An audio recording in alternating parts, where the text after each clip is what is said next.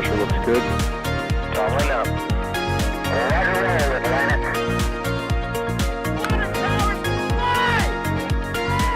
Flight downside of speed off. Yikes. You bet. Concur. We don't need any more of these. Hello, everyone, and welcome to this week's episode of NASA Spaceflight Live. My name is Thomas Burghardt. I'm a reporter for NASASpaceflight.com, and I will be hosting this week's episode alongside two of our editors for NASA Spaceflight. Up top, we've got Chris Bergin, founder and managing editor of NASA Spaceflight. Chris, how are you doing? Good evening. And I'm also joined by Chris Gebhardt, assistant managing editor for NASA Spaceflight. Chris G, how are you doing? I'm doing just fine. How about yourself, Thomas? I'm doing great, thanks. And thank you to everyone who is joining us this week. We've got a lot of space news to cover this week. We're going to be talking about the upcoming Perseverance launch. The third and final Mars launch of the 2020 Mars transfer window is coming up next week. We'll be previewing that. We're going to be getting an update on the Space Launch System, some new SLS developments this past week. We're going to be recapping the spacewalks that have just been completed outside the ISS this past couple weeks. We're, of course, going to have an update on Starship from Boca Chica, Texas, as always, as well as looking ahead at the return of Bob and Doug on Crew Dragon, a commercial crew update. Lots of very exciting news to talk about. During the course of today's stream, at any point, if you have questions about what we're talking about or anything else related to spaceflight, please put them in the chat. If you tag at NASA Spaceflight, that'll help us see those questions better. And during the course of the stream, we will be addressing those questions as best we can.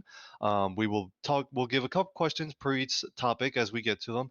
And then towards the end, as long as we have time, we'll do some sort of what we call max Q&A, a lot of rapid fire questions to cover anything else that we might have missed during the stream. So please, this is interactive. Please send your questions. We'd love to talk about it with you guys.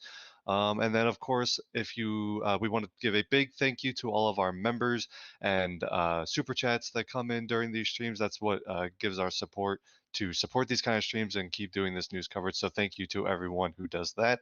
But thank you first and foremost for tuning in. And to start off, we're going to go to Chris G, who's got an update on the Perseverance mission. Yes, indeed.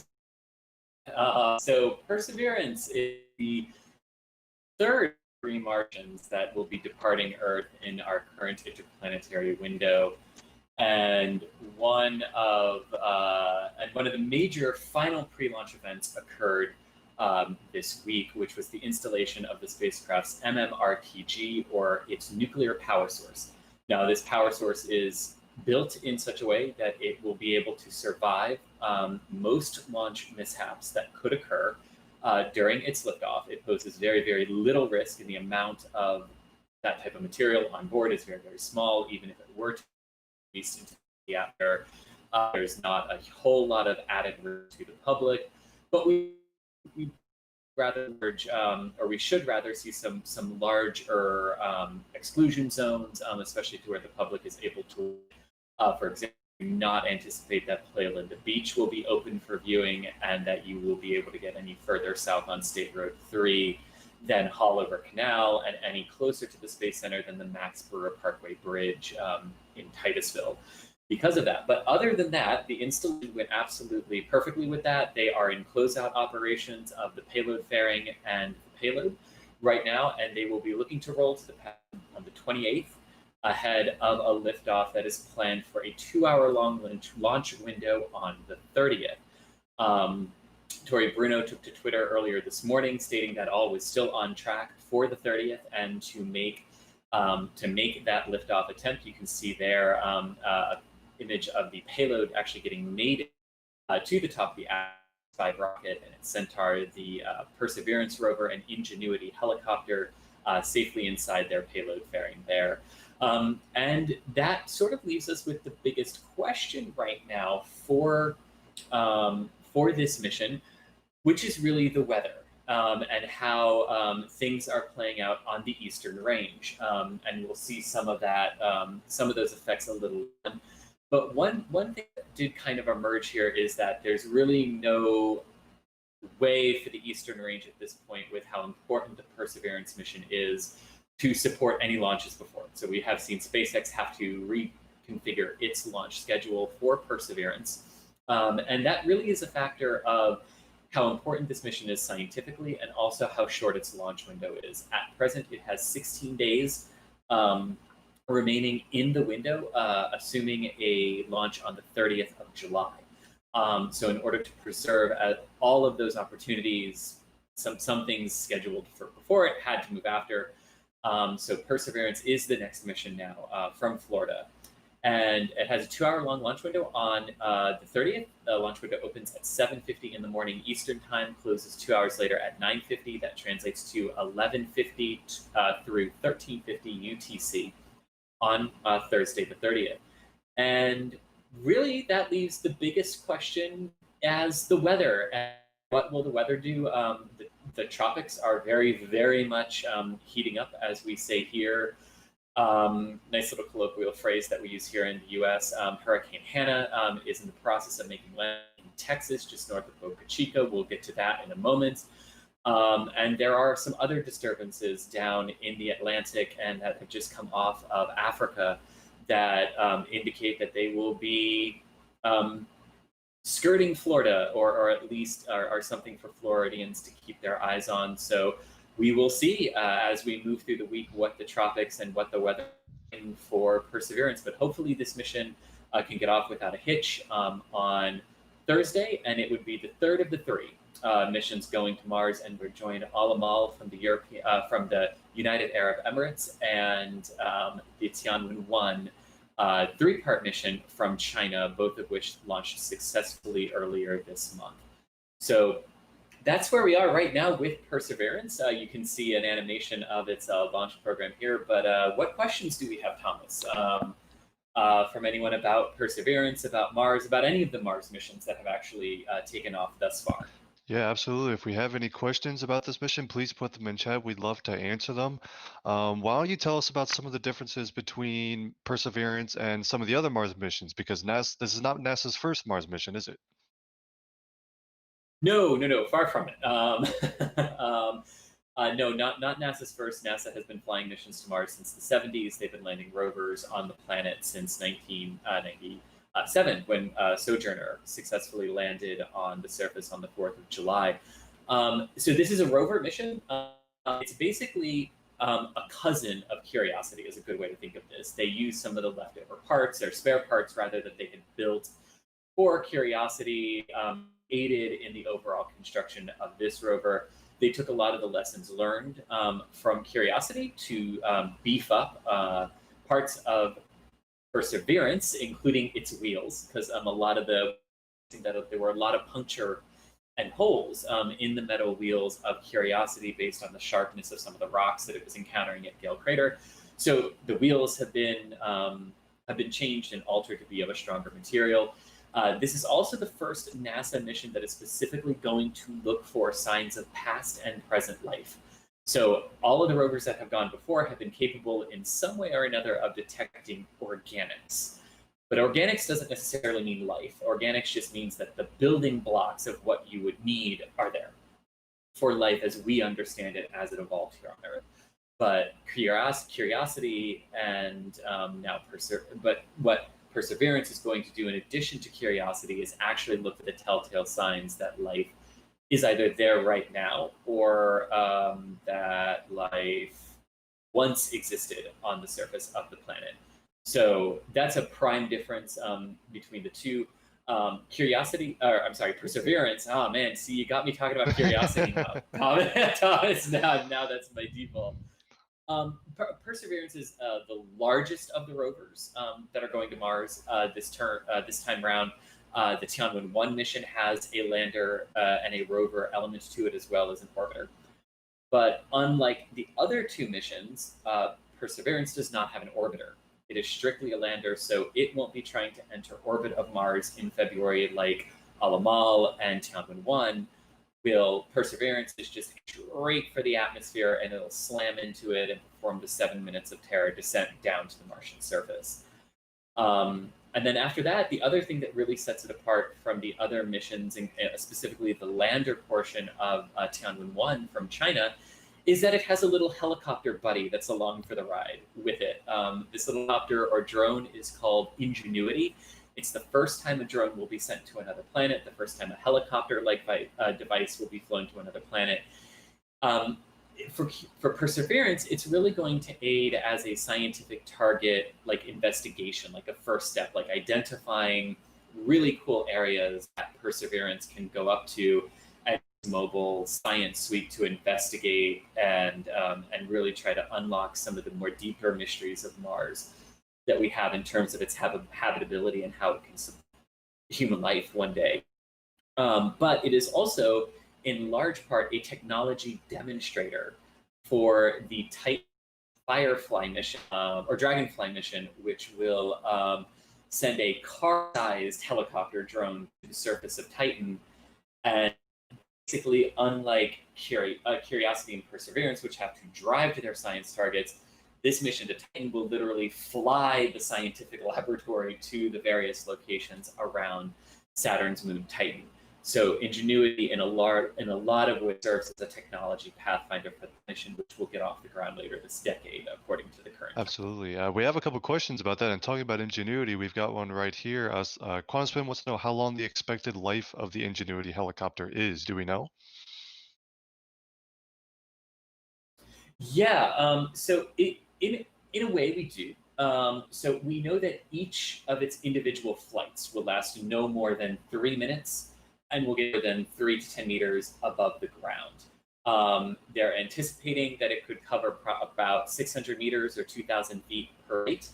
And at most, they're expecting that it can fly up to 5 times during the 30-day test campaign that they have planned for it. So I hope that answers the question in terms of how long can it be used each flight and how long do they anticipate it being used overall. So about 30 days. But here's the thing to remember. NASA tends to say 30 days, and many, many days beyond that, the technology is still working. What was Opportunity? It was supposed to be like 30 days, and it was 14 years or something like that. It was.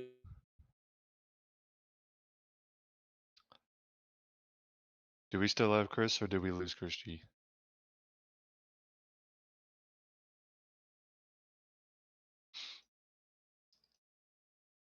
I think we might have lost Chris G. Hold on, we'll get him back. We can take a couple more questions about Perseverance and everything, though. Let's see here. Oh, there we go. Zachary wants to know how advanced the follow-up rover mission that will conduct the sample return is. Chris B, I know maybe you might be familiar. There are plans down the road to take the samples that Perseverance will collect during its mission and actually return them to Earth via another lander that can fire them back to Earth. Do we know what details do we know about that mission? You know what? That's been in the planning for years. I remember it being one of the initial missions SLS was going to be deviating from the Orion missions, and it was very interesting. A lot of interest in it because obviously it was something completely different to what NASA was planning to do with SLS. But to be able to use SLS's power to send out the mission to capture such a sample canister, which is what it is, it's canister, and bring it back, was of great interest. And that was looking at 2025. Remember the documentation which mentioned it alongside Europa Clipper, ironically, which is now looking like it's going to do a commercial mission. So I think that's as far as they got. There were concerns about planetary protection. There are certain rules about bringing things back. Remember Stardust, which crashed on its return. There's samples you bring back from outer space. It's not just what you send to the other planets that you've got to be careful about from biotic, from microbiotics. I can't even get the word out. That's what I mean. Standpoint, and that's what they've got to be careful about. But the last time I heard about it was 2025. So you can bet from the years that have passed since, it'd be hopefully still this decade. But I bet you any money it'd be a commercial mission now, not SLS. We've got to keep a lookout for that. For some kind of like proposal we put out to commercial space saying, bring us your request for commercial and look at bringing us some documentation to show you can do this. Then we'll know a bit more. Sure. We're going to move on to another topic. If you have more questions about Perseverance or anything else, keep putting them in chat. Hopefully near the end of the show, we'll be able to do some more rapid fire about some other topics and things like that. Before we move on, we've got a couple super chats that I want to get through.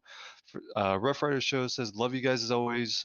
Oh wait, I started reading it and then hope SN5 stays dry. Yeah, so we are aware there's some inclement weather down near Boca Chica, an actual hurricane that is getting close to making landfall. So we're hoping that everyone down near Boca Chica, including Mary, who's always down there taking our photos and videos for NASA spaceflight, as well as all the SpaceX teams and everyone else working down there, stays safe. And of course, the Starship vehicle itself, because we're all looking forward to some static fire testing and hop testing. So thank you very much for your super chat. Multi Space Industry says hi, everyone. Thanks, MSI. You're always in the chat. Appreciate it. Camper News Network says, looking forward to hopefully seeing coverage of the return of Demo-2 next weekend. We're definitely going to be looking at that a little later on in the show, but we will definitely be following that return closely. More on that later. And a new member, Wonko, saying, thank you very much for joining the channel. We appreciate your support. But let's move right on along. And I believe, Chris B, you're next up to talk a little bit about that orange rocket down in Florida, SLS, right? Everybody's favorite orange rocket. Let's face it, orange rocket good. Let's get that hashtag going. Basically, we are getting closer. We really are. We were talking just earlier about the potential missions for SLS outside Orion, which include that Mars sample return. But that was, I think we were still looking at 4 years to go for SLS at that stage, and it still slipped further from there anyway. But now we are getting closer. We're on to this green run, hopefully coming up next, which will be in the next few months. Again, pending how it all goes. So far, they've been tweeting out they're getting through the milestones towards what will be a firing of 4 RS-25Ds from the Space Shuttle program for the full duration of the mission. So it'll be like an 8-minute firing, and that will be a sight to behold. That will get some interest going in SLS. It'll have its detractors. It'll always have its detractors for cost and schedule, and obviously it's not reusable. But I do honestly believe this green run test will bring a lot of fans in, because it will be one of those milestone events, not only showing that SLS getting closer, but also the power of it. We've seen what one RS-25 looks like when it's firing on that stand there. So it'd be a fantastic thing to see. SLS is currently in what we call boost integration mode. Now, what that means is if we've got the slides we can bring up of the mobile launcher, which was originally built for Ares 1, which was cancelled. So you can see how the progression has been going. We're now into a stage where the boost is going to be stacked on the mobile launcher. That brings us back from the shuttle program era. We're looking at where the boosters are stacked segment by segment on the mobile launcher as the first part of the vehicle that's stacked. The second part will be the core stage we just saw on a test on there, which is going to go through the green run, maybe shipped to Kennedy Space Center and stacked with the boosters. So one thing we're looking at now, the graphic there, is the hilarious thing is they spent years on this mobile launcher 1 to build it, and they're going to only use it for about 3 or 4 flights. They're going to build another mobile launcher called Mobile Launcher 2, which will be for the Block 1B and Block 2 SLS vehicles, because it's slightly taller. Slightly taller means you can't use the Mobile Launcher 1, which was some great foresight from some people in the planning department there, as you can imagine. But we are getting closer. Will SLS still be around by the time Block 1B is due to launch? That's a good question. So we'll be watching that very closely. But right now, we can at least look forward to one launch of SLS. We know that. We know there'll be 2 SLS launches because the second SLS vehicle is being built at the Michoud assembly facility. So we're also looking forward to that. But another thing, a bit of news for SLS is a small cone made its way from the Michoud. Let's bring up a 404 there. First of all, let's bring up this one. This is the second SLS vehicle. This is for Artemis 2.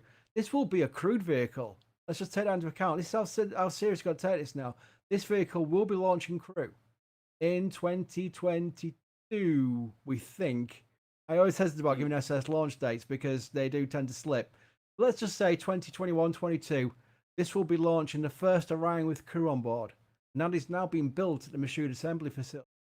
But if we can go on to the other slide we got of the LVSA, this is a small cone, which is quite fascinating, really, because it looks like it's absolutely nothing. But it's technically, as Tim Dodd would say, the pointy end, apart from the Orion and the launch abort system. This is technically SLS's pointy end, because this is what is the adapter. That's what it's called, launch vehicle stage adapter. And it is actually the biggest part of SLS that's been built at the Marshall Space Flight Center. If you take into account the Marshall Space Flight Center is a massive NASA center with thousands of employees, and it designed SLS. This is the only actual hardware that was built there, or at least the biggest part of the hardware. And that is just basically a cone. It's an adapter. It's got avionics inside it. It will connect between Orion and SLS. It'll be the structure that will separate when Orion is separated with the second stage. So we'll see it quite a lot, quite prominently in the webcasts. But that is now taking a ride on Pegasus, the modified barge that used to bring shuttle external tanks from Mashoud to the Kennedy Space Center. It's now taking a little ride via Mashoud itself, pick up some extra hardware. So they're making good use of Pegasus.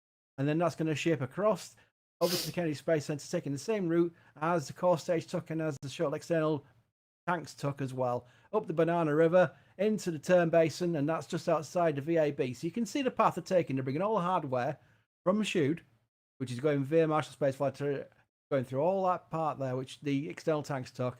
It's all being staged at the Kennedy Space Center, and we will eventually, by next year, early next year, we will see a fully stacked SLS. It will eventually be rolled out, and I will enjoy, shall I say, because I want SLS to do well, even though we all know it's technically not the most viable rocket in the world. I do want to see it launch after all these years of development, because I know a lot of people involved in it. So I do want to see it launch, and we will get to that stage where it'll roll out to pad 39B at the Kennedy Space Center on that mobile launcher, and it'll be an impressive sight. Let's just say that it will be an extremely impressive sight. It's the biggest rocket NASA have built since Saturn V, and obviously we're going to be talking about Starship later, which will then surpass it. But for now, as far as NASA goes, SLS is the biggest rocket they've built since Saturn V, and it will be a beautiful sight to see when it does take its ride out on that mobile launcher to 39B. That's SLS covered. Have we got Chris G back? I do think we have Chris G back. Welcome back, That's Chris. We We also do. have Hello. Chris G is back. He just has to transition to another teacher satellite. He's fine. We're back. There we go. We've got a couple questions about SLS. We were talking about the adapter, which just arrived just this past week. What about some other components? Is the Orion capsule ready to go, waiting on SLS? You know what the funny thing is? About 2 years ago, we were looking at what were called red paths, which are the critical paths. And they're technically what holds the launch date back. And it was always Orion. It was always the Orion service module, which was Orion from Germany. Now we've got to a stage where SLS has caught so far behind. Orion is technically in storage, mothballed in the Kennedy Space Center O&C building, waiting to be hypergolically fueled. It's holding for that process because it's got to be done at a certain time before the launch date, and it's waiting for SLS to catch up. That's how it's all changed in the schedule. It's now SLS they're waiting for. This green run, they've got to get through this green run test. It needs to go well. You don't have a Starship scenario where they can blow up and put another one on there. That has to go well. And if that goes well, they'll ship it to Kennedy Space Center, and then we'll know. Really, I think we'll get a good idea of the launch date. Yeah, because I know one thing they're waiting for down here at Kennedy is for that green run to happen, so they know when to start stacking the solid rocket boosters, because they have a year-long stack life limit. So once you start stacking them, you've got 1 year to launch, and they don't want to. Yeah, I mean a lot is in storage. The interim cryogenic propulsion stage has been in storage actually for over 2 years at this point. Since August of 2017, at least, it's been here and waiting. So there's a lot of hardware at Kennedy that's just kind of here, waiting for the date that it's needed, which is good because it means that once they get through Green Run, the progress and the pace of things at Kennedy will go quickly. I know we're all very excitingly looking forward to an SLS launch. It's just a shuttle launch with an extra RS-25, so it's going to be loud and it's going to be awesome. I got another question actually about SLS. We were talking about SLS is not a reusable rocket, but there's a question about a potential future evolution, and we know they're already planning to evolve the vehicle a little bit. We're talking about changing the upper stage from the ICPS to the exploration upper stage. We're talking about potential upgrades to the boosters. Thomas Gibbons has an idea and wants to know, could SLS ever use the engine recovery techniques that Vulcan will use, a sort of smart reuse kind of capability? No, because they looked at it with Shuttle C. When Ares was in trouble, they had a lot of trade studies, and we've got a 726-page document at NL2 SLS, which shows the work that the shuttle program, it was John Shannon who authored the paper, did on Shuttle C, which included flyback engines. And that process was thrown out on economics of it, saying that it was not viable. It was the same argument that was made to me by spaceflight officials saying that Falcon 9 recovery would be doable but not commercially viable. They deem Shuttle C to be not viable in the same sense, along with safety as well. So I don't think they'll ever evolve SLS to that point where they'll want to bring the engines back. What they've done instead is they've designed the RS-25 into an RS-25E, which is the expendable version, which has got less components. It's cheaper. It's still expensive, but cheaper. And that is designed because they know they're going to throw it away, rather than throwing away reusable engines by design. They're going to be less designed to be reusable, or a single-use engine to be thrown away. It's sad, but that's what it And I think the flip side of that really quick is that, while Vulcan won't debut with smart technology, Right. it has been designed from the ground up to use that. SLS is not. So, I mean, you would also be talking about a massive multi-million-dollar reconfiguration, rebaselining, everything of this vehicle to get it to that. And yeah. And there will be other commercial vehicles that are reusable and taking advantage of that technology that, it might not really be desirable to evolve a rocket to become reusable, rather move to entirely new vehicles. So there you go. Right. Moving right along, we've got another super chat here. Dougal says, thank you so much for your efforts and giving me something to be exciting about. Love the videos and streams. Thank you very much for your support. We love doing this coverage, and hey, we're all happy to talk about space as long as we can and whenever we can. So thank you for your support. But moving right along, it has been a busy couple of weeks in low Earth orbit at the International Space Station, and Chris G has got some updates on some spacewalks conducted recently. It has indeed, if my memory is correct. We are 30 days out from the first one that occurred on the 26th of June. But yes, Bob Behnken and Chris Cassidy have been busy outside of the International Space Station with 4 EVAs or spacewalks. Their numbers 65, 66, 67, and 68 as they were officially known in the record. But basically, the majority of those EVAs, at least the first 3, the focus was almost entirely on the battery R&R and the swaps that have been going on since January of 2017. So when the space station was first developed and first created, they used nickel-hydrogen batteries, and they used 12 on each of the major truss structures of the space station. And those truss structures were the ones where the massive solar arrays are that track the sun and gather all of that energy, and then the batteries were used to store them.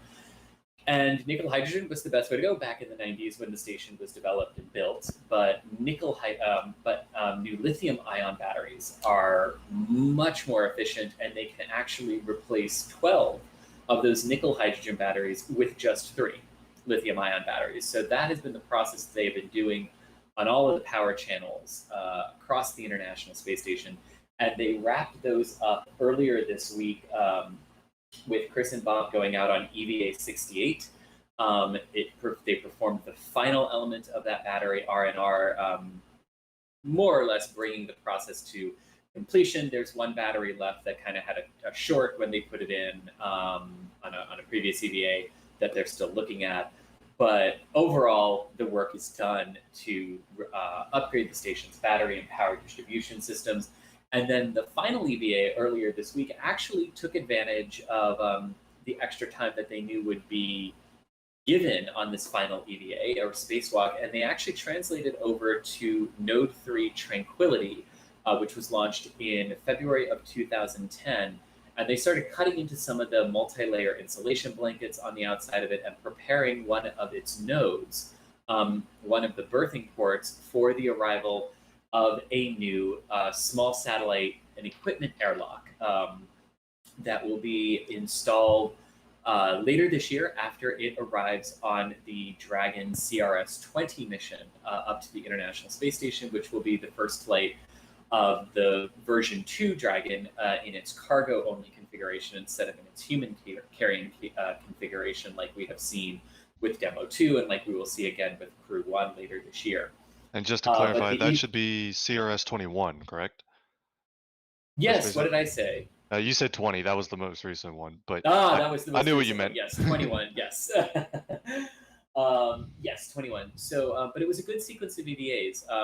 In most of them, and this is what happens when you put a Navy SEAL in charge of an EVA, the Navy SEAL being Chris Cassidy, they worked so far ahead of the timeline that they got so much of the battery R&R work, removal and replacement work done over the course of the first 3 EVAs that there was very little to actually do in terms of the battery R&R stuff, basically some housekeeping and cleanup activities that were left for their 4th EVA, which was supposed to actually involve installing a battery and removing a battery. But they were so far ahead of the timeline.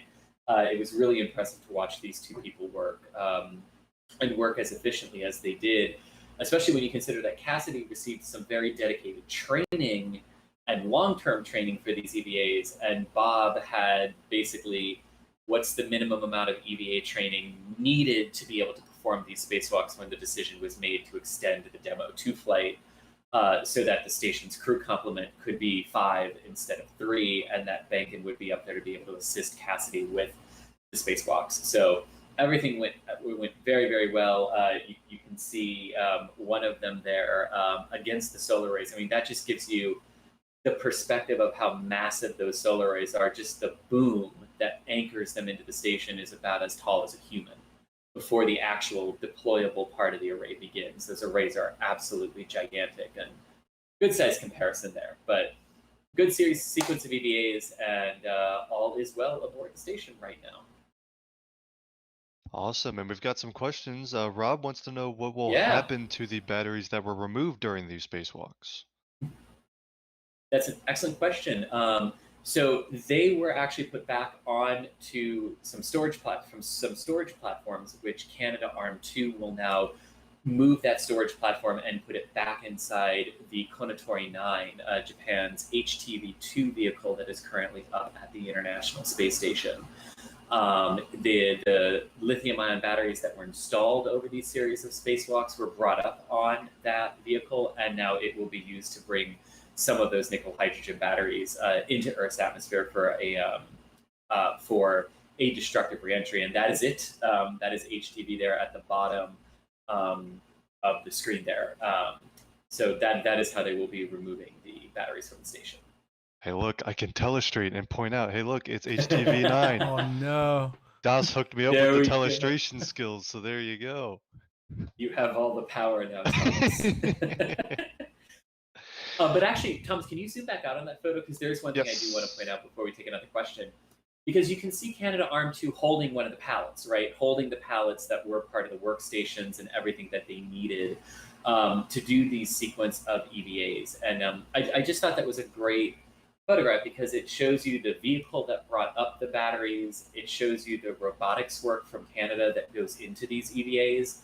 And while a lot of the robotics work during the actual spacewalks are controlled by astronauts working inside the robotics workstation in the cupola module of the Tranquility node up there, the flight controllers in Canada and in Mission Control Houston actually do a lot of pre-positioning of that arm with remote work from the ground to get things ready for the EVAs. So it really is a huge team effort, and that photo just made me want to stop and shout out to Canada for all of the robotics work that is so necessary for these spacewalks. And you can also see the spacecraft that brought up one of the 2 spacewalkers right here, Dragon Endeavour. I'm going to use the telestration every chance I get, Chris. You have to understand. There's no stopping him now. Well, that's good. My next section will have more for you. Okay, cool. We've got one more question. Are there any further EVAs scheduled for this year, and any Russian EVAs potentially before the disposal of the Pirs module? Well, yes, there are definitely Russian EVAs that will prep for the disposal of Pirs. In terms of what's left for this year, I have to admit I'm looking that up. To see where there are. I know notionally there were a couple of Russian EVAs that were planned for later this year. I'm just going to try to find if there is a schedule for some out in the future. So planned ones, yes. So there's one coming up on the next expedition, Expedition 64. which will be a spacewalk to install the Airbus Bartolomeo exposed experiment platform outside the Columbus module, which is the European Space Agency's main module, and then another one on Expedition 64, both of those notionally in September right now, that would install the leftover lithium-ion battery into the P4 truss, which had blown a fuse back in April of 2019, when a previous expedition was outside working on it. So that was the single battery that still needs to go in to overall complete it that I mentioned earlier. But yes, those are both planned for September right now, and the Russian spacewalks here would a lot of that is still kind of up in the air in terms of exactly when they're going to go outside and actually do the work on Piers to prepare it for its removal, largely because Nauka is still in the process of being shipped to the Baikonur Cosmodrome. And on that whole work and whether Progress MS-15, which just got to the station this week, will be the one to actually remove it. That's all the current plan, but it could of course change if Nauka runs into more delays down on the ground. Gotcha. All right, thank you very much. And we are going to move right along to another topic that I don't know if you guys are going to be super interested in this. There's this rocket development program down in Texas that some people are interested in, this thing called Starship. Crispy, I think you've got some news on that front. There's always news. There's news every day from Starship, Boca Chica. It's just ridiculous. The amount of things that are happening every single day. We could probably do about 5 videos a day easily on a single topic. We could just do like one video on sunrises, for example. Mary was outdoing herself this week. I remember the first sunrise clip we saw. We thought that is like the best sunrise I've ever seen in my life. The following day, she does an even better one. And then a third one that follows, like, okay, this is getting silly now. These are just amazing sunrises. You could put these on like tourist advice posters and saying, come to Boca Chica, just show a picture of that. It's just it's incredible. It really is. It's not just the fact that there's now a rocket site there, launch site and a production facility. An amazing place. It really is captured. A lot of people in the comment sections of the videos now have gone from thanking Mary for the technical eye on what to look for, but also her artistic eye, because that is one hell of a thing to film.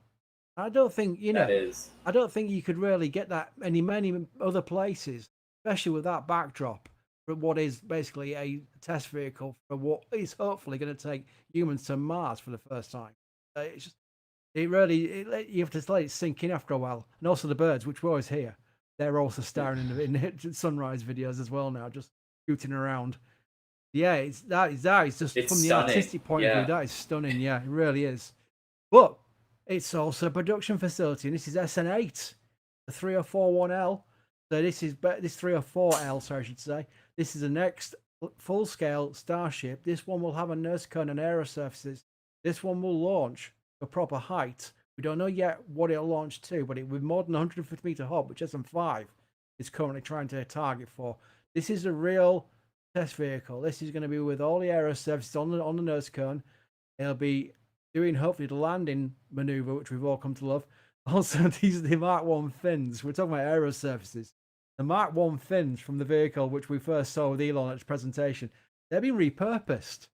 And what are they being repurposed to? We're not really sure. We think it could be a roof for a work cafe. It could be an entrance hall to a new building, which they're going to basically have for workers or even people who may be looking to get a flight onto Mars. You just don't know. There we are. That is just, what is that? Those are the Mark 1 fins. It's an entrance to something. We think what it'll entrance to will eventually be different, because that's the food van they've got there for the workforce. So at the moment, I'm thinking it could be just some kind of like roofing cover, some shade for the workers as they get their tacos from the taco van. We don't know. It'll be interesting to see. But yeah, that was fascinating, because when they were washing them down, we were thinking, oh, they're going to reuse them somehow, maybe on a future Starship. But no, they're being repurposed for some kind of like display or some kind of like roofing for the food area. So we'll have to keep an eye on that, because it's quite funny. But yeah, moving on to the business end of Starship. We got past this single photograph. There we go. We're doing the dome flip there. That's showing again signs they are going to be moving past SM5. Well, quick little review for everybody who's keeping up. SM5 is on the pad right now. That's going to do a static fire test. We don't know when because of the weather conditions. There's SM5 itself. We've got SN6 in the mid bay, which currently not expected to do much. We think that's probably a standby for SM5 in case they need it. We've also got SN7.1, which is a test tank. That'd be like another bopper, as we used to call them. And that'll be with the 3 or 4 L steel. So that'll be another test vehicle to test the next alloy up they're going to be using, which will be used on SN8. So that's, you see the progression they're going for there. SN8 will be a full vehicle version of SN7.1 test tank, and that will be flying to the heights. So they are progressing past 301 stainless steel SN5 is made out of. That's going to be designed to do the hop. Testing Raptor, SN727, I think it is. Yes, SN27 Raptor. Testing that for a hop for 150 meters. They will then move on to hopefully the next major flight will be SN8, which will probably be taking it further. We don't think they'll go to 20 kilometers straight away. We think they'll take an intermediate step. And that'll be a good test for SN8, and that will involve the crazy landing we've all come to love on the Kerbal videos we've seen recently, where they do the little flip. There we got some more videos of they call that the sheathing of the common dome, which is for SN8, and that's what Mary's caught there. You can look at the workers. I was just hoping there they go. Forward dome welded to the barrel section on SN8.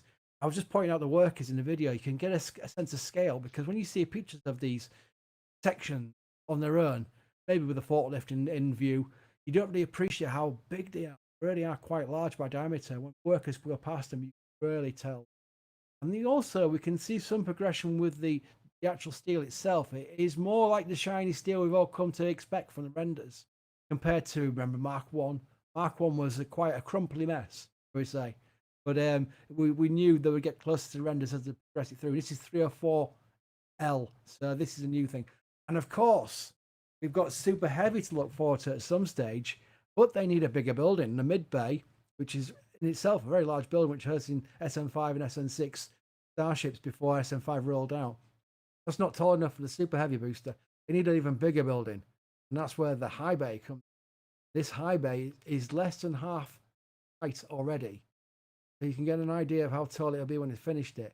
Using Bluezilla, the big crane we've all come to know and love, to assemble. Can I just say one thing about this assembly? Yeah. Because it struck me this week watching these videos that, think how long it took to build the VAB, right? When NASA had no seriously, I'm not making a joke about that. No, you're right. Think about how long it took to build the VAB in an era when NASA had the budget it actually wanted. And look at how quickly this is going up. Now, obviously, it is not as big as the vehicle assembly building. I mean, it's more analogous to like a single high bay in that building. Yeah. But still, that's incredible. I mean, the speed at which they are going on this thing is incredible, and I don't know why I was shocked about that, but I was. But I just thought it was worth mentioning because they don't go slow here in anything. Well, I was kind of shocked by the speed because it is different to the mid bay. I remember the mid bay going up very fast, but that was a different kind of design. That was an easier kind of design. This is like you say, it's like a high bay inside the VAB. They're building a high bay out in the open, but this would be at least 4 layers of what we're seeing here. We're seeing 2 layers, 2 levels. Yeah. They're going to be over 4, so this can be a huge structure. And I remember it doesn't seem like more than a week ago that they were putting the first layer or the first level up on the first panels. So they really are. I think they could get this done by a month's time. Oh, then, we'll have to see how much cleanup is needed after Hannah, which thankfully is to the north. But yeah, I mean, a couple weeks to finish this out, I would say. Well, you know what that means? That means they're planning it to be ready. Time to start some production on some Super Heavy boosters. And that means we could start seeing the rings at least, the sections at least, for the first Super Heavy before the end of the year, which to me is crazy, but extremely exciting at the same time. That's why I'm watching this high bay being built, more than the construction, more than the fact that it's really cool to watch this new building being built. It's the promise of what's going to be inside it before the end of the year, hopefully. That any kind of sign of a sticker on a section that Mary will spot She always spots the stickers. And I wonder sometimes if the workers sometimes put the stickers on for Mary's benefit. I really do, because of the positioning and just they know where she'll be filming. And the sticker is right in the middle of the camera view. I'm thinking, maybe some little thank you, Mary's involved there. But if we see a sticker saying super heavy, I think the internet will lose itself. It'll lose its mind. Because I'll lose my mind. I don't know about the rest of the internet. I will at least. Well, that too. But, you know, I could also see a scenario where like we don't just see the rings, but they actually do a practice stack of one of them to get used to like the differences in height, you know, and just the, you know, the little perturbations that puts into design and build and stacking operations the higher you go up. I think we'll see one stacked this year, honestly, at this rate. What we've got is we've got coming up this weekend, we've got a second recap video, our third recap video even, where we can do a review of the week's videos, because really, if you watch all the videos in the week, it's at least an hour of content. And that content is a lot of time lapse and a lot of editing as well. So it's a lot of content Mary you won't believe the amount of stuff Mary films. And we always try and get all of it in, but we have to time lapse it, otherwise, you know, you'll be watching this, say this particular process right now in real time is a lot of minutes involved, you know, so we have to time lapse it for brevity and just make sure that, you know, we can follow this progress. But the weekly one will show you the week's events in a compacted, narrated video, which I think will come in very useful. Absolutely. We've got a couple questions because everyone has questions about Starship. Continue to send those in chat. But Luke wants to know what our speculations are on the work being done on the SN2 test tank. We saw some work being done on that. Yeah, I haven't got a clue. It's a mystery to me, because that's the test tank, the bopper, as we like to call them, that survived. So that tank was then taken off the launch mount from the launch site, rolled back to production, and just left there. We thought, fair enough, they're leaving it like a lawn ornament like the Mark 1 nose cone. But yeah, they're putting, I wouldn't be surprised if it's very SpaceXy and they're putting like, it's like some massive refrigerator where they'll dispense drinks out of that area there. Workers will just line up with their buckets. Kept cool with liquid oxygen, right? Yeah. Because it does get hot in we know how hot it gets. Oh my word, it really does get hot in the summer months, as it has been the last few weeks. I haven't got a clue. I don't know. We'll have to keep watching it and keep an eye out. And maybe if Elon gives us a clue, because he sometimes gives clues out on Twitter that really do help us piece the puzzle together, shall I say. So we'll keep an eye on it. But right now, I haven't got a clue. All right. Well, I know there's some interest regarding the recent testing for SN5, and we were looking as early as today to actually get a look at an SN5 static fire attempt. But what you can see on screen right now is the weather radar down in Boca Chica, Texas, and it doesn't look like you'd want to conduct Starship testing right about now. There is a Hurricane Hannah that is close to making landfall from the Gulf of Mexico in South Texas now, and that rainfall has started to hit Boca Chica. So far, you know, we've been talking with Mary all day, and you know, she's safe. So, and hopefully all the other SpaceX teams that are in around the area are doing fine. But it's not weather that is favorable for Starship testing. So we're gonna look to see what kind of effects this weather could have. There's always the chance that, you know, if the winds really pick up or anything, if there's any damage to equipment or the vehicle, hopefully there's very minimal of that. But we're going to be keeping an eye on these road closures. There are still scheduled ones for, technically we're in a road closure right now, actually. They didn't cancel the one today. So I guess in theory, if the weather cleared up, they could do some testing, but it doesn't look like that's going to happen. But they do have closures all the way tomorrow and the next. So there's some chances for more Starship testing. We do believe they completed fueling testing successfully. So the next step would be a static fire test. And then if that goes well, we could see a hop test up to 150 meters with Starship SN5. Definitely looking forward to that. But yeah, if you have more questions about Starship, please send them in chat. I'm trying to think, what else can we... Oh, we've got a picture of some nose cones because there's no shortage of nose cones in Boca Chica. What the heck are all of these for? Yeah, it's quite hilarious. It's like baby nose cones all lining up for their 5-ring segments, like lining up in the supermarket deli counter with their little tickets waiting for their turn. That is what we think is SN8. That's SN8's nose cone with its 5-ring section. That also gives you a good idea of what a Starship, just a Starship, remember, no super heavy booster, just a Starship will look like, because the SM5 on the pad right now with this mass simulator on top, it's a quite a tall vehicle. But add that on top, even taller by a factor of at least another 40%, I'd say. And then you've got the super heavy booster. That will give you some idea of what an assembled Starship super heavy integrated vehicle will look like. It'd be incredible, really will be. I remember last year standing under SN1 up there, or I guess it was Mark 1 back then, Mark 1, yeah. and looking up at it and going, "Good Lord, that's not even the super heavy booster." Like it was that overwhelming, and it wasn't even the whole thing. It just incredible. Yeah. So yeah, you've got that's a tankage, shall we say? Let's call it a tankage, Starship. Yeah. Then you've got the nose cone and the firing section that will eventually become the living accommodation for the people who are riding it, or the cargo area, because they can do cargo launches. You know, I'm thinking it'd be not just a game changer; it'll be a rocket killer. I think we all know some rockets that might be on the firing line if this produces a viable launch system, especially a reusable version. Well, it's just everything's in its favor if they can get through this test program without any major difficulty. Then they also take into account that SpaceX are not immune from failures, but they don't mind it too much because it's part of their mantra: fly, fail, fix, fly again. So I think everything's in its favor, providing there's no major, catastrophic, seriously bad failures with the design of the vehicle. I think we're looking at some real game changer of a vehicle here. All right, we've got a ton of questions about Starship, so let's go ahead and look at those.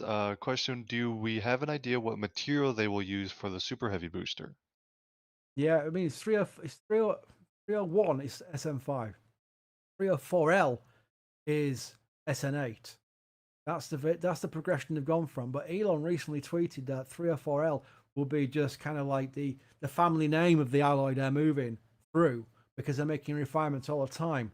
And they are looking at their own particular alloy, their own made alloy, which would be a 30X, we're going to call it for now, which you could assume would be used on the first rings, the first sections of super heavy that would be built in that high bay we're looking.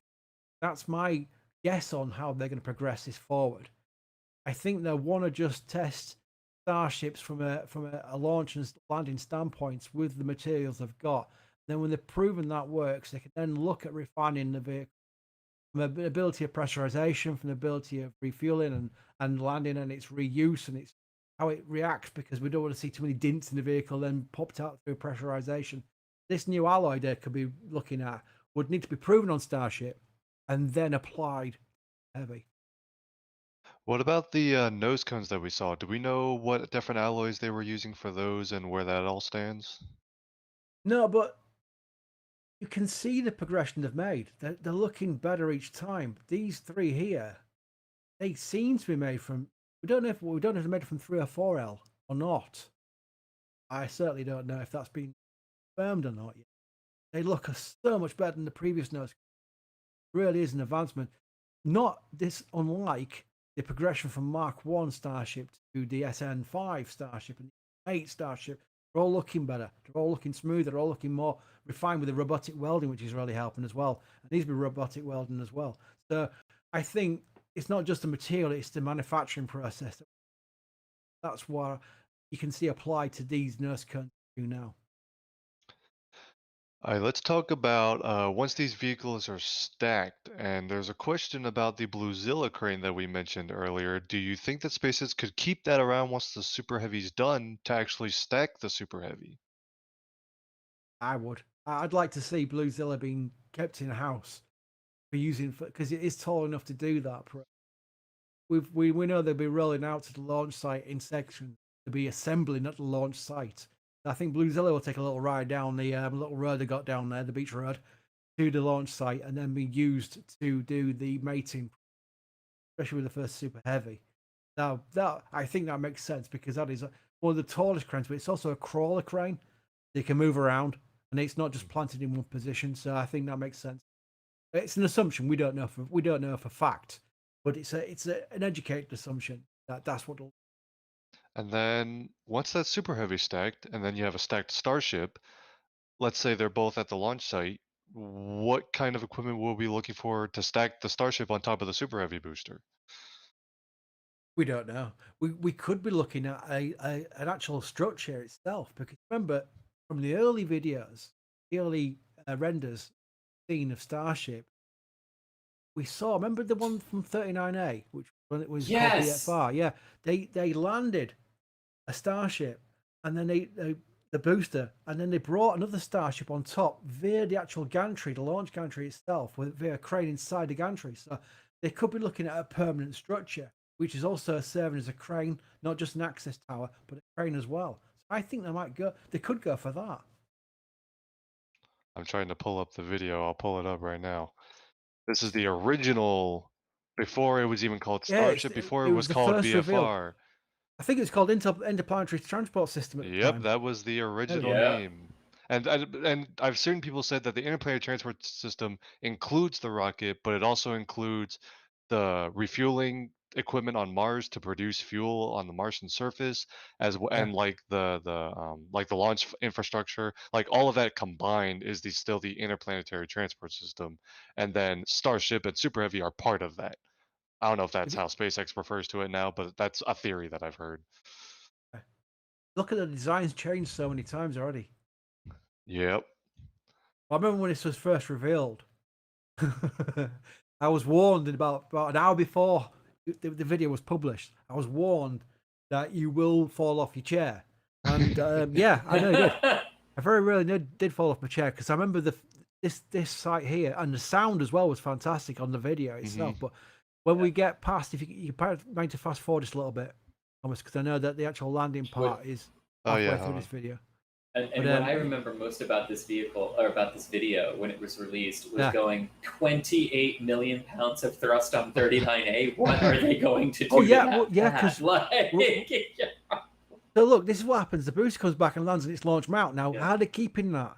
We don't know. It might be launching to the side of the mount now from later videos. But look how now the crane comes out the gantry. That's what I'm thinking they might go for. The permanent structure serves both as an access tower and a crane, and it allows for stacking. That, to me, makes sense. Will they do it at Boca Chica? Will they do it at Kennedy Space Center? I don't know. Well, this right here is the latest animation that SpaceX has given out, and this is in Boca Chica, and it shows those slight. You still see the same, that permanent structure next to it. Looks pretty much exactly the same, but so this is the new design. You can tell the vehicle looks different, and then and when also it comes back down. There you go. Yeah. There we go. You'll see it comes down next to the launch mount instead of on the launch mount. And it doesn't show like the crane or anything, but I think the assumption that's supposed to be made is that that crane on that permanent structure will lift the super heavy booster from that landing pad onto the launch mount, and then they'll stack a Starship on top of it like they did in the other one. That's what I'm going for, right? So everyone can remember this. This video's archived, so we can bring it back in about a year's time. And if they start building this large mount at Boca Chica, we can roll this back and replay it and say, "Oh, Bergin knows what he's talking about." And if they don't, we'll never play this video again. We'll never mention it again. I never said it. It wasn't me. I was forced to say it. Moving right along, and if we have more Starship questions towards the end of the show, we'll come back to it. But we have some more news to talk about, some more SpaceX news specifically, because Bob and Doug, who are up on the station right now, have to come home next week, and we've got Chris G to talk a little bit about that. Chris, go ahead.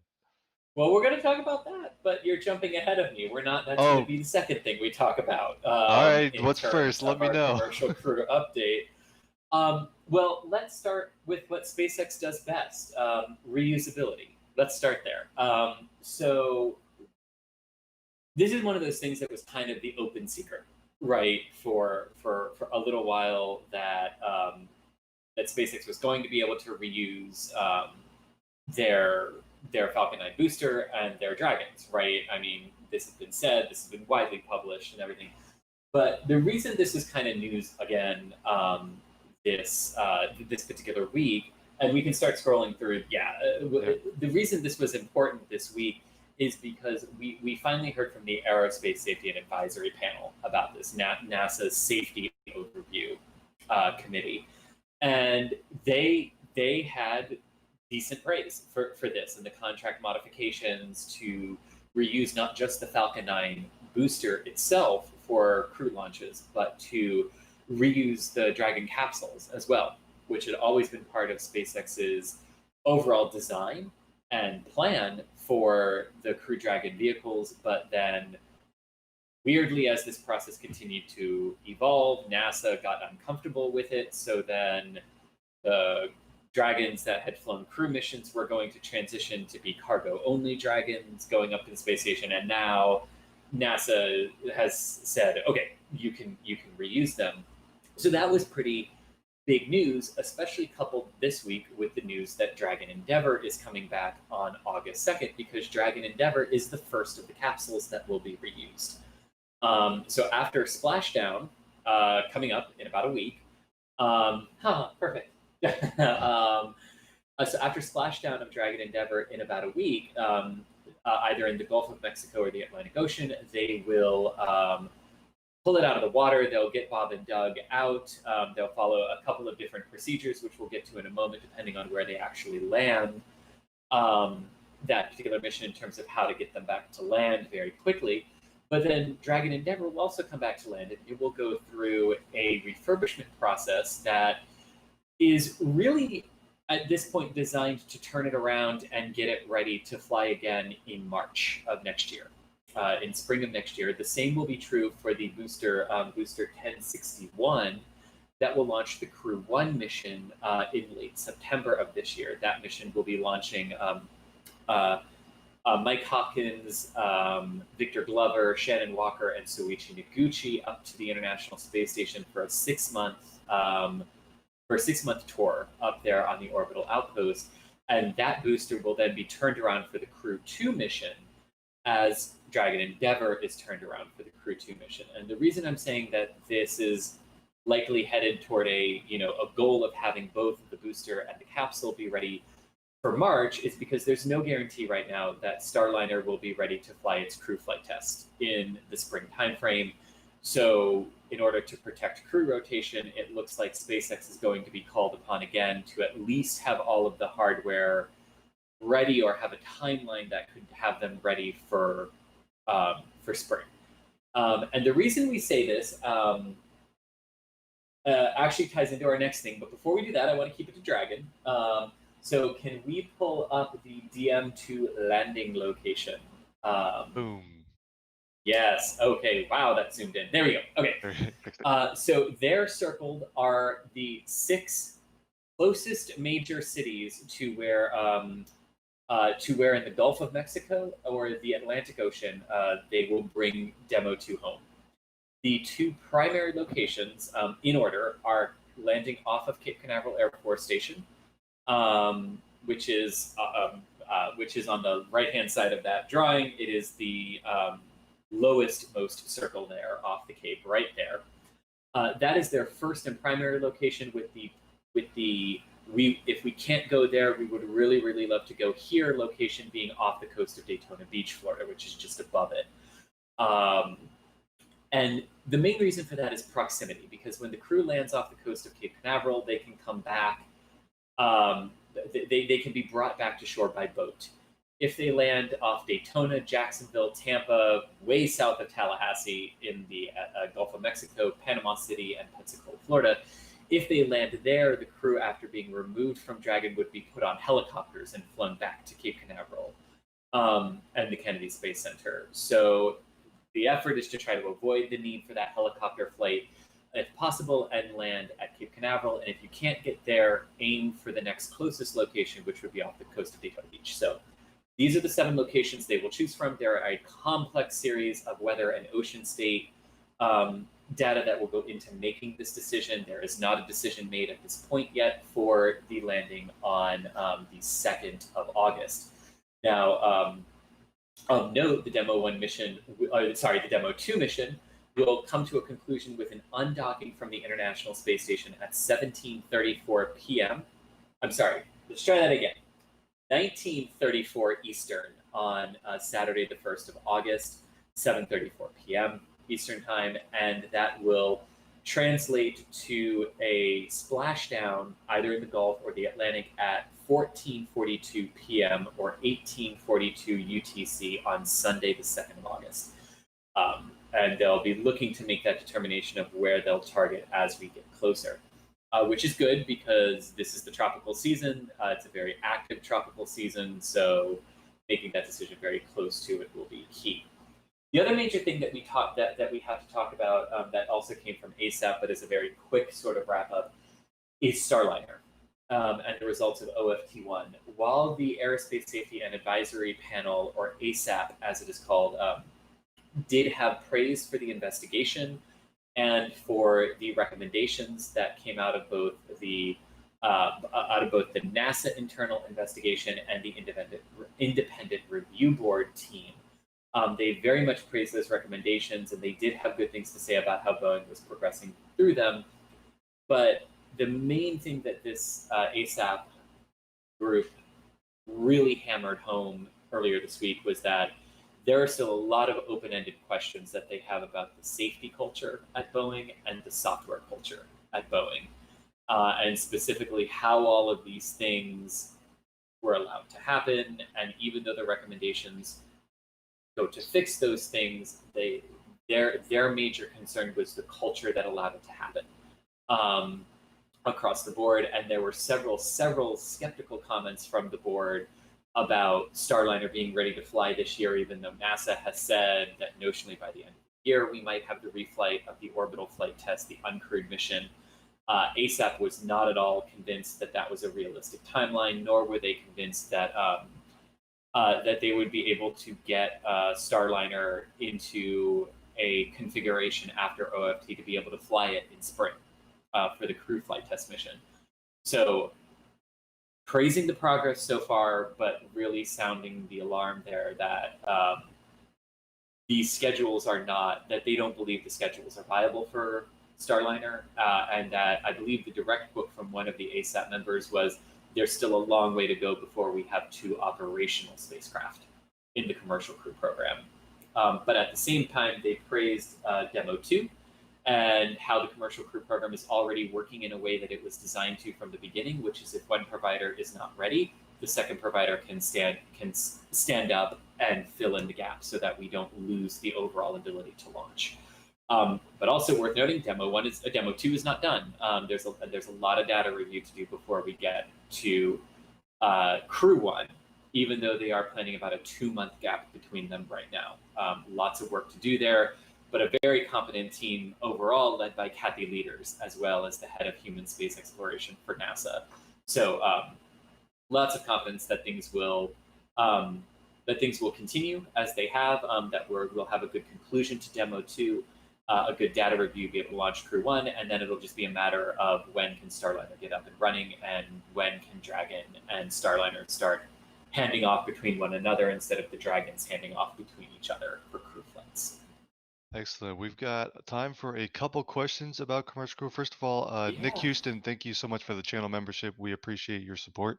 Let's see, Dougal, will Crew 1 use new hardware or a reuse set? What's the hardware plan for Crew 1? All new. New Dragon and new booster. So it'll be booster 1061, which they'll use and turn around for the Crew 2 mission. And then the new Dragon vehicle will likely be turned around for whatever SpaceX's following crew mission is thereafter. Okay, cool. And then do you think, we got a question here, do you think that NASA will allow SpaceX to use boosters that have flown other missions to fly crew, or will SpaceX have to have boosters sitting idle? So I think the question is, will a booster that flies a commercial crew mission be the only booster that can be used on commercial crew missions? Or could a mission debuting on, let's say, a GPS satellite launch fly its second flight with crew on board? What do you think? So I think right now NASA, the contract modification is for the boosters that are produced specifically for the commercial crew program. Because this does work a little bit differently than other SpaceX missions, where it's not like they could at the last minute substitute a booster right now. NASA follows their boosters for the crew mission with more detail than they follow some of the other ones, right? That are just in general operation throughout the fleet. So right now it's just the ones that launch crew. Could they do it? I mean, from a technical standpoint, there's no stopping them from potentially doing that or modifying the contracts again. But bear in mind too that NASA tends to like to use the low energy mission boosters again for their flights. So not the GTO, geostationary transfer missions, which come into the atmosphere far hotter than the low energy ones that are used on the CRS cargo flights and the commercial crew flights. So that's a particular bone of contention, it still seems, with NASA on reuse. Okay, well, thank you, Chris. And we've got another bit of news to move forward to. We're actually going to look back at this past week. We've had several orbital launches, some very exciting missions going up this past week. And Chris B is going to take a look at what launched this past week. Yeah, it's Mars season, isn't it? We were talking about Perseverance coming up, not next week. It's that time where it's the optimal launch windows towards the actual missions to Mars, and we've had the first one for the United Arab Emirates, which launched on a HTV2, HTV2A, which will be launching here. And that was the Al Hope mission, which was launching to Mars with its robotic mission, and it's hopefully going to go well because remember, America's the real champion of Mars missions. So this is the first mission for this country, launched on a Japanese rocket, and hopefully that will all go well. Launching from Takashima there, which is a beautiful launch site. I remember mentioning people to watch this just for the launch site alone because it's beautiful. And there it all went well. So that's that one out of the way, and that's on its way to Mars right now. And of course, straight after that, we can move on to the next video. Just watch HTV to launch for the next 3 minutes. There we go. There's Falcon 9. That's what a lot of people are here for. That's actually the booster which launched Bob and Dog. So that's the crew launch vehicle, which now launching the satellite itself. We're talking about different uses for the crew versions of the Falcon 9 and the same rocket. It really is the same rocket. It's obviously being reused there for the first time. That's why it's selected NASA logo on the side. That was just a nice NASA worm, I should say. NASA worm and NASA meatball. We've seen since come back. I was so happy to see that they left it on there because I really expected that it would come off. So I was really happy to see it on there. Yeah. That will launch from SLC 40 or Sleek 40, as people like to call it, Cape Canaveral Air Force Station. Next launch is Starling. We don't know where it's going to be launched because obviously Perseverance is going to hold range next week. And that'll be the important one for Atlas V. But yeah, well, so we had the Chinese launch. They've been back in action. They go through seasons of launches, but this one was a big one. This was the Taiwan Orbital Lander and rover departing for Mars. That was the second of the 3, which launched to Mars, and that was on the Long March 5, which of course is a vehicle they've had a few problems with in the past, but this one launched okay. It was quite interesting. We were told there'd be no webcast, and then suddenly someone from his balcony decided to film it and webcast it. He was sideways on for part of it, but then look, we got some replays since, which is the right way up. So that was the Long March 5 launching this mission, and it went well. So we were thankful. That was the second 2 for 2.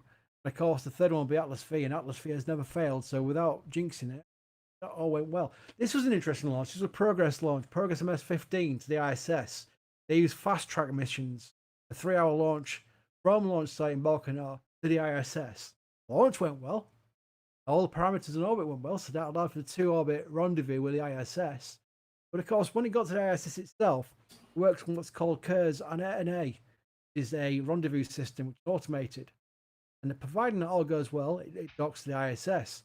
The astronauts the cosmonauts on the ISS have the option to take over via KERS, a hand controller, take manual control. And you can see here it was deviating away from its target. And you could hear Ivan on the loop saying, "Do I need to take manual control? Do I need to take manual control?" And at the last second, we were all getting nervous at this because it didn't get permission for it. Last second, you could hear a booming voice from Star City, Moscow saying, "Don't do anything. It's nominal. Let it continue." And it docked okay. So the KERS corrected what was a bit of a roll, and it docked okay. But that was very unusual because at 20 meters out, there was certainly some roll and certainly deviating. And Ivan said in the loop, "I do not like these maneuvers, at least for the translation. I do not like these maneuvers." And that's when we thought there's something seriously wrong for him to stay over the loop rather than just keep it to himself and pass it on via an internal loop. He was saying he wasn't happy with it, and that's where usually you get an abort. because they can abort at any point. No, it continued on. It continued on auto. It didn't get permission to take over on Toru onto manual, and it docked on Kurs. It went well in the end, but that was interesting. And since there's been a statement from Roscosmos stating that they are investigating it, looking into the rendezvous system, which is an upgraded version of Kurs and A. Looking through the rendezvous system programming and the docking approach. So we will probably hear a little bit more later what happened to cause the question of potentially going on to manual. But yeah, it docked on Kurs. It all went well. So that went fine. And finally, we had another Chinese launch just last night. There was a Long March 4B launch with Xi'an 3, which is just normal satellite, global observation satellite. And that launched from Taiwan Satellite Center. We know that the Long March 4B is on a good run of launches now. So this is very much a workhorse launcher for the Chinese. And we've got some videos since, which they always replay in the hours that follow rather than live. We very rarely get a live launch from China. This is a flagship crew launch. But yeah, that went well, and that means China is making good progress through their year. As I was saying, they go through a season of launches. You can go a few months without any Chinese launches. They suddenly launch about 10 in a month. They're going through this stage right now, so we expect some more Chinese launches coming up. All right, thank you, Chris. And that is the last week in launches. And coming up next, we've got an upcoming week of even more launches. And Chris G is going to take a look at what's coming up this week.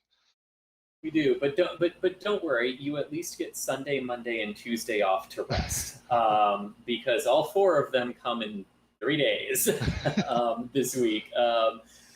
So right now to the current schedule, Roscosmos will kick it all off on Wednesday, the 29th of July, with the Express 80 and 120 satellites that'll be going up from Site 20/39 at the Baikonur Cosmodrome. That launch is scheduled for Wednesday, July 29th at 17:27 EDT or 21:27 UTC. That will be followed just a few hours later by the launch of Perseverance and Ingenuity from Slick 41 at the Cape Canaveral Air Force Station on an Atlas V 541 rocket. It has a 2-hour launch window that opens at 7:50 and closes at 9:50 Eastern Daylight Time. The UTC conversion for that window is 11:50 to 13:50 UTC on Thursday, July 30th. After that, less than 24 hours later, SpaceX will aim to launch the much-delayed Starlink version 1 Launch 9 mission from LC-39A on Friday, the 31st of July at 03:45 EDT or 07:45 UTC. Again, less than 24 hours after Perseverance. That one is one to really watch because Perseverance can't get off the ground on the 30th of July. Perseverance has command of the Eastern Range at this point for the duration of its launch window. Because the window is so short and only extends to the 18th to the 15th of August, Perseverance will have control of the window. So everything thereafter, like Starlinks, are dependent on it getting off the ground. So make sure to watch that one in particular. And then the week and the month of July will round out at present with an Ariane 5 rocket launch from Kourou, South America and French Guiana. This will be launching VSAT-4B, Galaxy 30, and mission extension vehicle number 2.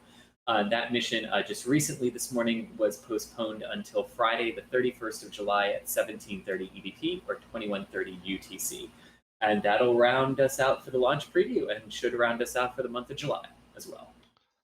All right, and we've got real quick, Astro Boy SpaceX, thank you for the new membership to the channel. We greatly appreciate the support. We have reached the point in the show where we get to cover anything and everything that we might have missed over the past couple of segments. Any questions that you have in chat or any questions from earlier that we didn't get to, we're going to try and get through now. We're going to call this Max Q&A, some rapid fire questions and answers. And let's start with Dougal's question. We talked about Crew Dragon a little bit earlier, but are there any updates on Dragon XL, SpaceX's new Dragon variant? Not yet. We know it exists. We know they're developing it, that it has the contracts for some of the Lunar Gateway resupplies, but I do not believe we've had any further word on it at this point. For those who are unfamiliar, the Dragon XL spacecraft is the cargo spacecraft that SpaceX proposed and was selected by NASA in order to resupply the Lunar Gateway Station as part of the Artemis program. And that'll launch on the Falcon Heavy rocket. So that's still in development, and we're all very excitedly watching that. Let's keep moving along. A question about Crew Dragon. When Crew Dragon does come home with Bob and Doug, where will you be able to see it re-enter, if anywhere? Oh, that's a fascinating question that completely depends on which of the 7 landing locations they choose. Now, they are coming in that day on what's known as an ascending node orbit, so they'll be crossing Central America, the Caribbean, portions of the Gulf, again, depending on exactly where they target to come down. But Dragon re-enters very, very steeply, so if they are targeting Cape Canaveral or Daytona Beach or Jacksonville and the skies are clear, it is possible that people in Florida could look up and see the craft re-entering over them. But again, a lot of that is going to depend on how bright the atmospheric plasma is during the day, because it is a landing at 2:42 in the afternoon, and specific atmospheric locations and cloud coverage like that. But yes, theoretically, someone should be able to see it, but we won't be able to give you that until we know which of the 7 locations they're actually targeting. Gotcha. And we've got a huge slate of Starship questions, so let's go back into that. A question about the thermal protection system that Starship is going to use. We know they're testing some different heat shield tiles. We've seen a couple, pasted onto the side of the Starship vehicles. Not for any vehicles that would need re-entry protection, but likely to protect or to test how they're adhering them to the vehicle or stuff like that. So there's discussions of those tiles.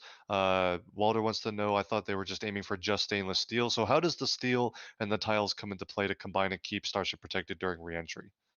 Well, they're using like pins which are stamped into the actual stainless steel itself. We see with the test tiles how they've applied them, and we've seen actually where the tile has fallen off on a previous static fire test. I think it was SM4s, where a tile fell off, and you could see the pins sticking out of the stainless steel, which were used to apply the TPS to the actual body of the vehicle. So I can imagine that the progression will be for the TPS side be a series of dimples all the way up the body of the spacecraft where they apply a TPS to it off there. But I think they're just testing the material, how it bonds to the vehicle right now, rather than its capabilities, because they won't be testing it for a re-entry for many iterations to come yet. So that'll be a while off. But yeah, I just want to quickly deviate from this question and just mention that everyone in chat keeps asking, is Mary okay? Yeah, she was talking just earlier about how she's gone out and taken some video. So not only is she okay, she popped out to get some more video, which is just Mary all over. So yeah, she's fine, and she's got some more video for you to come up later. So there you go. Yeah, we did just actually, someone sent us an update that the hurricane has actually made landfall now at Padre Island. But yeah, Mary is staying safe. We hope that all of the SpaceXers down in Boca Chica are also staying safe. There's the weather radar again. And we hope that not only does everyone stay safe, but we hope that the Starship vehicles stay safe, because once this storm passes, we're all definitely looking forward to more testing. Before we get to a couple more questions, we had a couple super chats and things. First of all, a new membership. Blame Techie, thank you so much for your support. And then Peter, thanks for the stream, guys, and special thanks to Mary for the dedication. Like Chris B said, we're like, Mary, stay safe, stay inside today. And then like 5 minutes later, she comes out, oh, I went out to get more video. So she's a super trooper. Thank you so much, Mary, for everything you do. And thank you everyone who gives their support.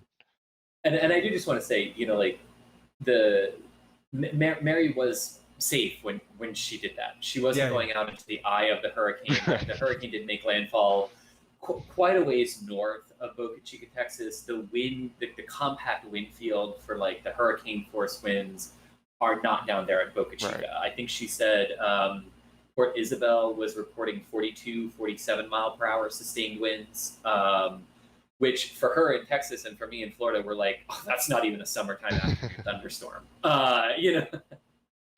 Right. But I did just want to make that point that it is making landfall far enough away where it's not like she's going out or doing something unsafe or anything like that. Yeah. Absolutely. But yes, hoping Mary and everyone down in Boca Chica and in Texas overall stay safe. Obviously, there's a lot of people up north, a lot of spaceflight people near Houston. Hope you all stay safe and hope for minimal impact from Hurricane Hannah. But let's move on to some more questions. We've got a question about Starship, the mass simulator, which was installed on SN5. Will that remain on the Starship for the 150-meter hop? Do we know? Yeah. Yeah, it's basically it's pretending to be the nose cone and the internals of the nose cone's mass. So they want to get data on how Starship performs as the prototype vehicle it is, and it will feed into SN8, which will have a nose cone and the aero surfaces. That mass simulator is taking that weight, that literally what is a mass simulator, is taking that weight and providing it to SN5 so they can get some performance out of what the Raptor can lift and how it basically performs with that kind of mass. Otherwise, it wouldn't be a very good test because it'd be a partial test otherwise because it wouldn't have the mass of what SN8 will be launching. And I think too for this one, because it just goes up, translates over, and comes back down, you don't need the distribution of that mass on the nose cone like you will need when they start to do the flip and wiggle landings and everything. So it serves its purpose. Yeah, for those who may remember the most famous mass simulator example, the Tesla Roadster on the Falcon Heavy demo flight, it is something that is used on flight tests and things. So we're expecting that to be part of the SN5 hop tests. And even if moving forward, when we get to a Starship prototype that's going to do hop test with a nose cone on it, if the nose cone is mostly there for aerodynamic purposes, but it doesn't have all the insides fleshed out with, hardware and stuff that'll be on there, they could install mass simulator or even plural inside the nose cone to make sure that the mass is still there, even if the nose cone itself is only really the outside shell. So it might not even be the last mass simulator we see. It's a very important part of flight testing for spacecraft.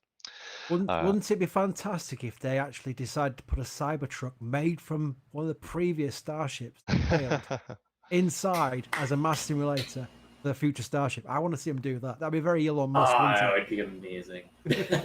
You know what? I wouldn't put it past Elon either, so Yeah. that's definitely within the realm of possibility. Let's see, Michael, are there any updates on the TPS test article with all of the studs? Do we know exactly what he's referring to there? I think talking about Are Starship. those the pins that we were just talking about? The ones that like the tile fell off and you can still see the pins? I'm not sure. I mean, we know they're testing the tiles, and we've seen them on a couple of vehicles. I don't know if there's a test article specifically for thermal protection system. No, there isn't. I haven't seen one. No. Yeah. Okay, so we'll keep an eye on that, Michael, and we'll let you know. But they are actively testing thermal protection. Yeah. We finally had a one-word answer for a Yeah, question. we're not sure. Yeah, without bringing Jim on the chat. Yeah. Let's Nope. talk about engines. The Raptor SN27 engine is what we believe is on SN5, and SpaceX is still actively producing and testing Raptor engines up in McGregor, Texas.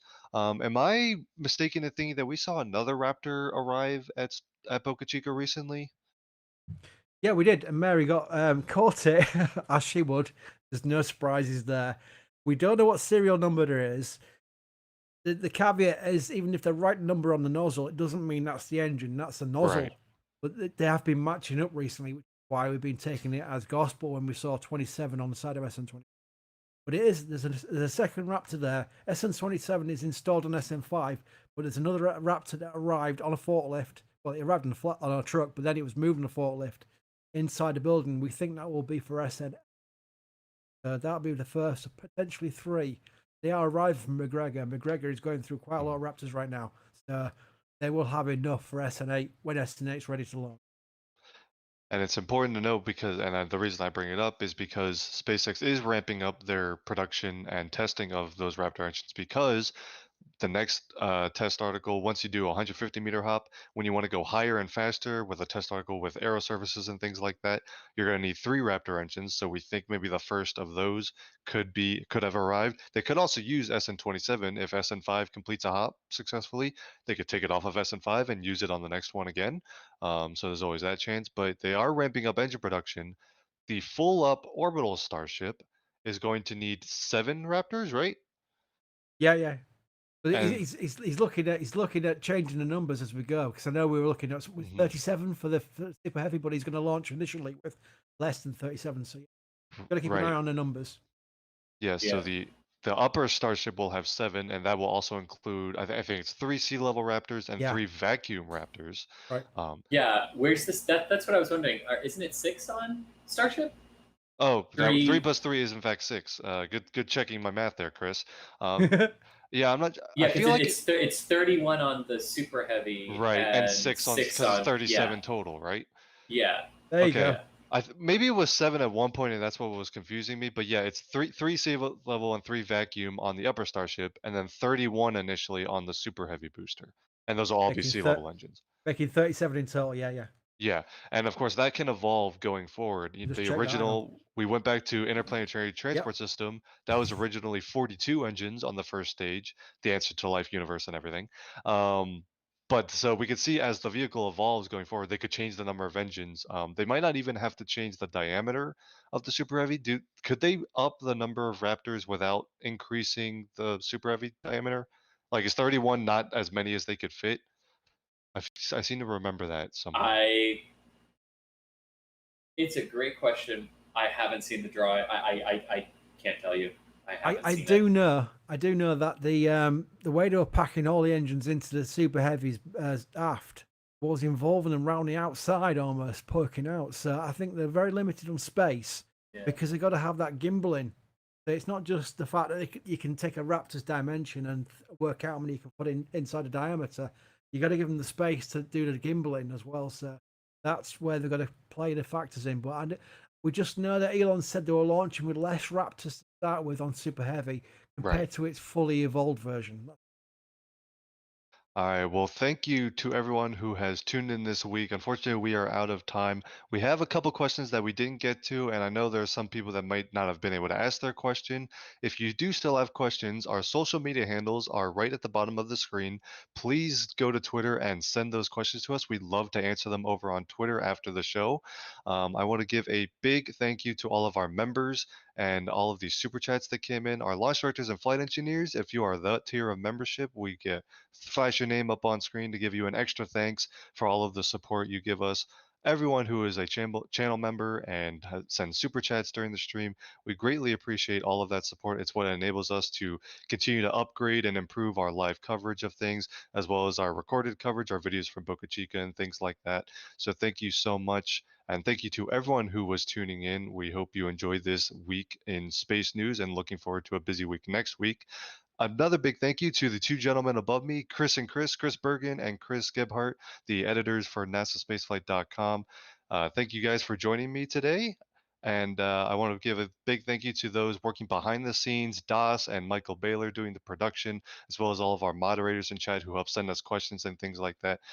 Thank you to the entire NASA Spaceflight team who makes all these streams happen. And of course, thank you. I'd love to give a shout out if possible. Go for it. Happy graduation, Ian. Ian Atkinson graduated from high school today. Happy graduation. He did, and congrats to Ian. And if you want to have another way of supporting us other than tuning in, we have this new thing called the NSF store, and Chris B was subtly plugging it with his camera, so I picked up on it. Over at NASASpaceflight.com/shop, you can check out some merchandise and things for NASA Spaceflight. We've got some cool shirts and posters and things like that. So if you want to check that out, feel free to do so. We'd greatly appreciate all of the support. It all goes towards improving our live coverage and things like that. But that is going to do it for this week's episode of NASA Spaceflight Live. Again, my name is Thomas Burghardt, reporter for NASA Spaceflight, joined by the two shuttle huggers, Chris and Chris. Thank you, everyone who tuned in this week, and we look forward to seeing you on future streams. See you guys next time.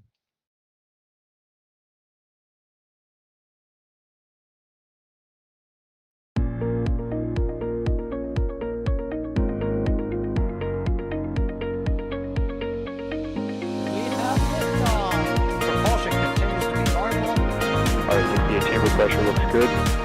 Following up. Roger, roll, Atlantic.